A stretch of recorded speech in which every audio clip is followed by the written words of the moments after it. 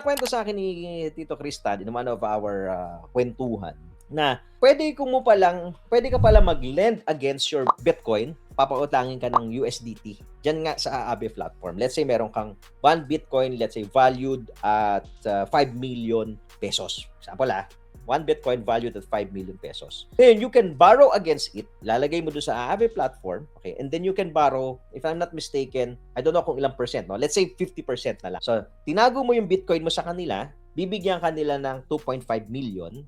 So, yung 2.5 million na yon, meron siyang date kung kailan mo kailangang isoli. Kailan mo kailangang isoli yung 2.5 million. Plus, may konting interest. Maliit lang daw yung interest. Yun nga lang, parang yung Bitcoin mo is naka-collateral. Meaning to say, kung bumaba yung price ng Bitcoin at umabot siya dun sa 2.5 million na hiniram mo, kailangan mo ng, even before the due date, kailangan mo ng bayaran yon. Kasi otherwise, makukuha nila, mauubos yung collateral mo Diba? Kasi, let's say, valued at 5 million yung Bitcoin mo. Kumuha ka ng 2.5, bumaba yung price. Ngayon, yung collateral mo is now valued, for example, at 2.4 million na lang. Gagawin nila, kukunin nila yung Bitcoin mo against dun sa 2.5 million mo. So, pag umangat yung presyo, allows ka ng Bitcoin. Kasi nakuha na nila Pero may 2.5 ka. So, para ka nagbenta at 2.5 million. Kaya at some point, kailangan mong balikan.